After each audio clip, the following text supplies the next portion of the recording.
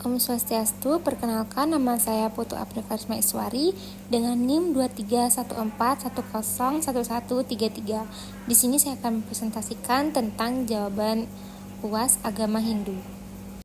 Soal pertama, kelebihan adanya Banten dalam tradisi Hindu. Banten atau persembahan dalam tradisi Hindu memiliki beberapa kelebihan, antara lain, yang pertama, menyucikan pikiran dan pengabdian. Melakukan Banten membantu umat Hindu untuk fokus dan menghubungkan diri dengan Tuhan. Yang kedua, membangun kesadaran spiritual. Ritual Banten mengajarkan nilai-nilai seperti rasa syukur, pengorbanan, dan pembersihan spiritual. Yang ketiga, menghormati dan menjaga tradisi. Banten juga merupakan cara untuk mempertahankan dan mewarisi nilai-nilai Hindu secara turun-temurun. Soal kedua, apa saja nilai-nilai Hindu untuk mencegah korupsi? Dalam agama Hindu, beberapa nilai yang harus ditekankan untuk menghindari korupsi yaitu yang pertama ada satya atau kejujuran, berbicara dan bertindak jujur dalam semua aspek kehidupan.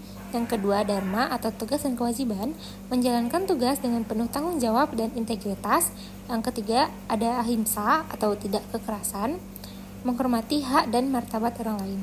Langkah-langkah praktis yang bisa diterapkan adalah pendidikan nilai-nilai ini sejak dini, mempromosikan transparansi dalam tata kelola publik, serta membangun kesadaran akan konsekuensi spiritual dan sosial dari perbuatan korupsi.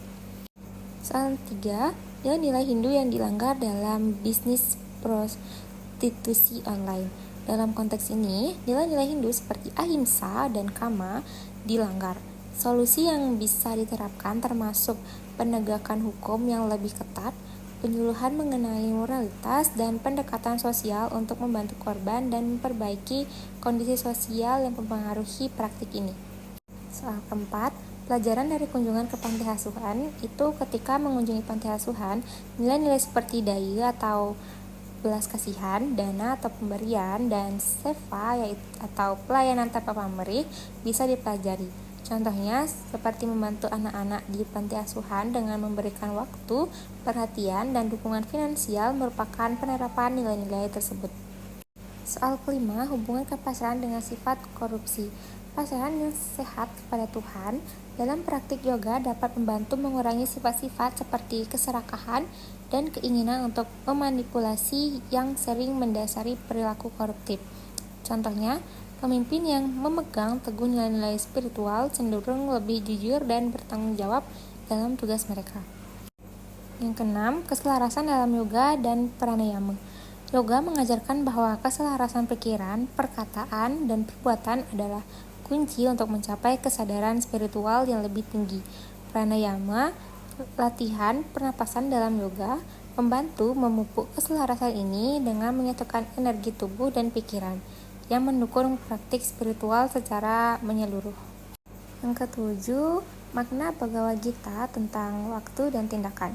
Bhagavad Gita mengajarkan bahwa melalui mempersembahkan segala tindakan kepada Tuhan, seseorang bisa mencapai kesejahteraan dan kesuksesan dalam hidupnya. Ini berarti menjalani hidup dengan penuh kesadaran dan tanggung jawab terhadap tugas yang diberikan, tanpa terikat oleh hasilnya. Yang ke-8, ngaben dan pentingnya upacara tersebut. Ngaben, meskipun dianggap boros oleh beberapa orang, memiliki nilai penting dalam tradisi Hindu Bali sebagai upacara pelepasan roh yang meninggal. Ini tidak hanya memenuhi kewajiban sosial dan spiritual, tetapi juga mempertahankan identitas dan keberlangsungan budaya.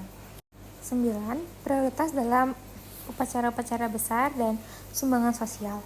Sementara upacara besar seperti ngantek linggih penting dalam tradisi Hindu, penting juga untuk tidak mengabaikan kewajiban sosial seperti memberi beasiswa atau membantu anak-anak miskin. Memiliki keseimbangan dalam praktik keagamaan dan pelayanan sosial adalah penting dalam spiritualitas Hindu yang sejati. Dan yang terakhir, contoh penerapan Bhagavad Gita dalam kehidupan sehari-hari. Mengimplementasikan ajaran Bhagavad Gita berarti menjalani tugas-tugas kita dengan dedikasi dan tanpa pamrih, sambil memegang teguh nilai-nilai kebenaran dan juga keadilan. Misalnya, seseorang profesional yang bekerja dengan integritas dan mengorbankan hasil kerjanya untuk kepentingan yang lebih besar, mencerminkan ajaran ini dalam praktiknya. Sekian penjelasan dari saya. Jika ada salah kata, mohon dimaklumi. Terima kasih. Om Santi Santi Santi Om.